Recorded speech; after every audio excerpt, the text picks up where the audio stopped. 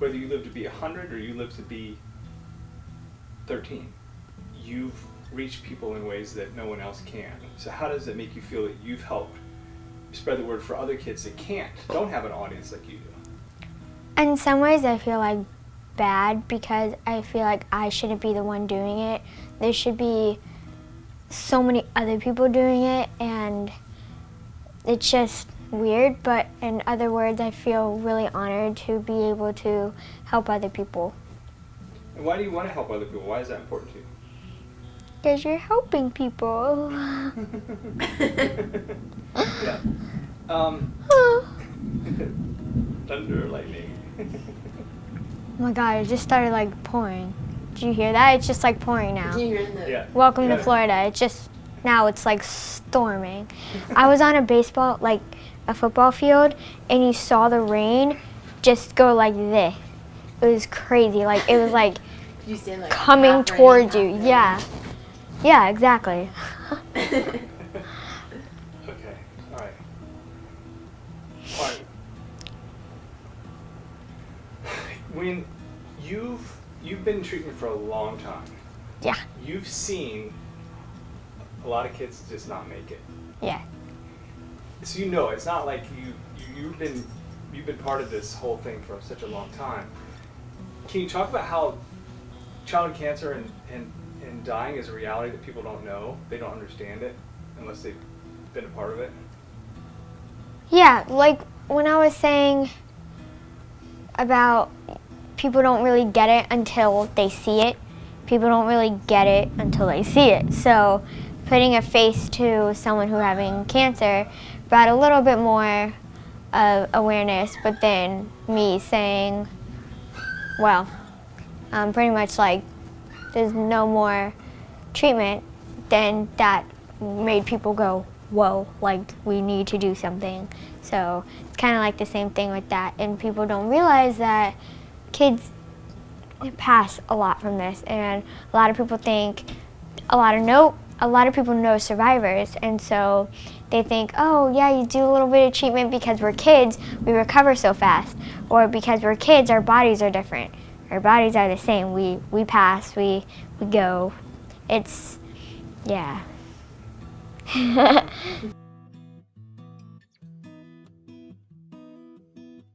There's not as much funding for pediatric cancer research. Can you talk about why kids are important and they have lives to live and there should be funding for them? I think kids are more important than adults at this point because we are the adults. I mean, we're going to turn into adults eventually. If there's no kids, there's no adults. So it's kind of like common sense. You should put more of your money to the kids. And also, kids have so much more life to live. If you're 90 years old and you get cancer, I mean, come on. Like, if you're 2 years old and you get cancer, you have a whole life ahead of you. If you're 90, you've lived most of your life. Come on, like, it's just common sense. Some people don't have common sense.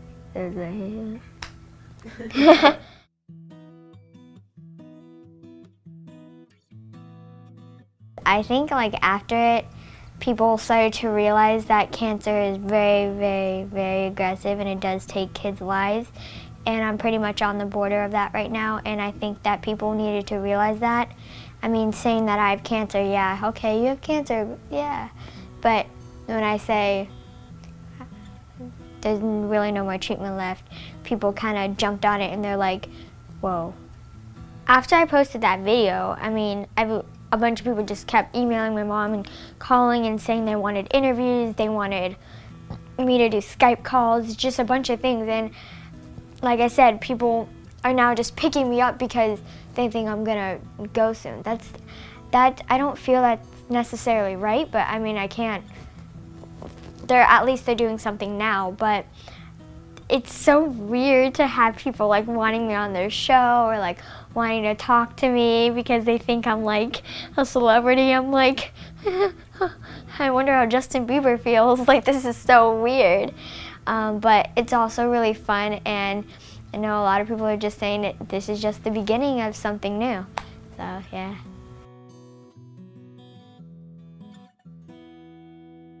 So I've had neuroblastoma 3 times, but recently they found another type of cancer. It's leukemia, but it's pre-leukemia, so it's not fully developed leukemia, but it's starting in my bone marrow. So this time it's, well, I have 2 types of cancers, but now there's not really a certain study that has been, or anything that has been able to conquer both of neuroblastoma and leukemia at the same time. So that's our main problem right now, is finding a treatment for both cancers. You seem so at peace and happy right now. Why do you seem so comfortable? I don't really think about it a lot. Like, I don't think about dying or anything right now. I mean, it's just living life while I can, and I'm not really thinking about it. Like I said, like, if it happens, then it happens. But at this point, I'm not in any pain. I don't feel any different. I mean, I'm on a low-dose chemo, so I feel like I'm at least a little bit stable, and it's just, I'm not thinking about it. Like, sometimes it'll hit me that I have now 2 types of cancer and there's nothing really to control it anymore, and I'll just cry. But right now, I mean, I'm just gonna do all the things I've ever wanted to do and just live while I can. I mean, the doctors didn't say you're gonna die tomorrow. I mean, I'm not gonna die tomorrow. Well, we don't know that, but like, I'm not gonna, what I'm saying is, like, it's not like it's that severe where it's all over my body. It's just starting, and I'm just not really thinking about it. And I feel like if I set my heart to that I'm gonna be okay, I'm gonna be okay. I mean, no one can say that. The doctors can't say that I'm gonna die tomorrow. The doctors can't say I'm gonna be okay. No one can really say that. But just to live the moment that I have, live every moment like it's your last one. Yeah.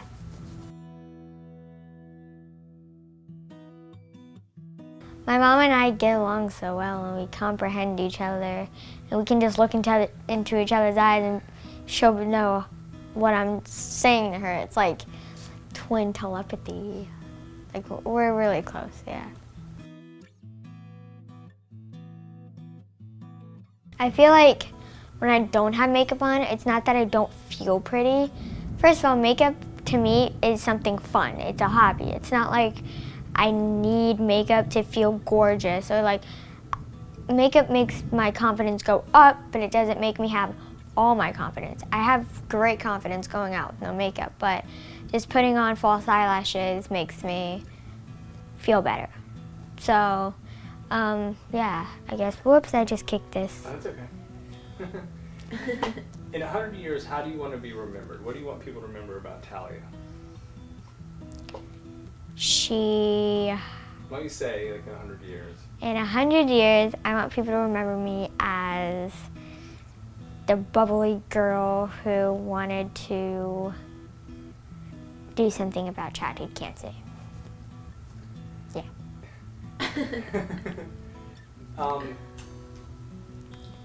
What are you afraid? What is your biggest fear right now?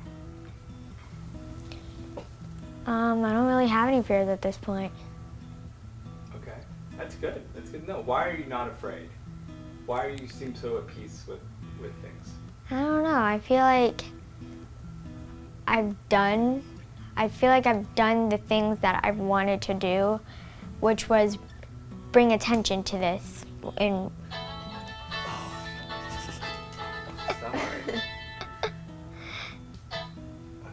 I feel like I've brought the attention to what I wanted to bring the attention to, and I just don't really feel like there's anything more that I've wanted to do. Well, there's so much more that I want to do, obviously, but like the basics. Like, if I did pass soon, then people would know that that girl tried to do this and we need to do something in her honor.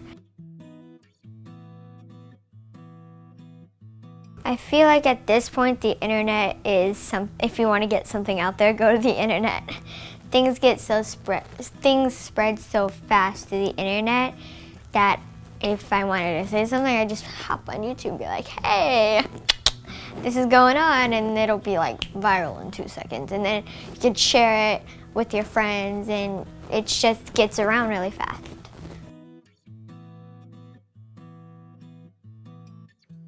Now you're kind of a comedian. Where do you get your sense of humor? I don't know. My mom's not that funny. Neither's my dad. I don't know. TV probably. YouTube, I don't know. All right.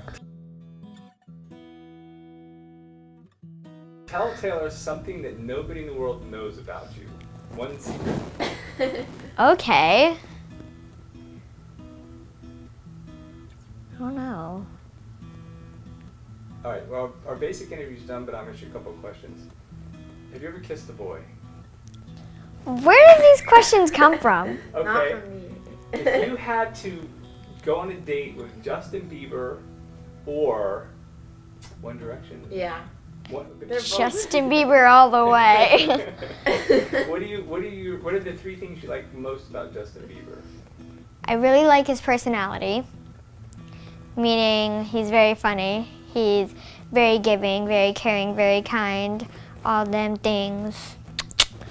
I love his looks because he's very cute, very attractive. And I love his style too. He has a really cool style. Like punk rock, but like edgy, yet like romantic, feminine. So if he asked you to go on a date, what would you say? I don't know, I have to think about it. Fit him into your schedule. I don't know. You don't know. If you had one wish in the world, what would it be? And don't say a million wishes. One wish. I've never thought. And start out with if I had one wish. If I had one wish.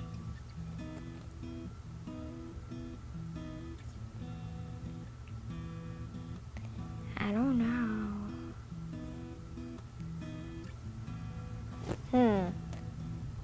If I had one wish, I would wish for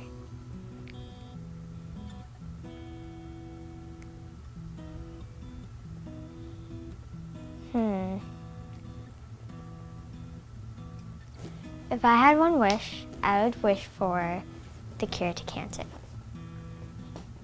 Yeah. That's what I would wish for.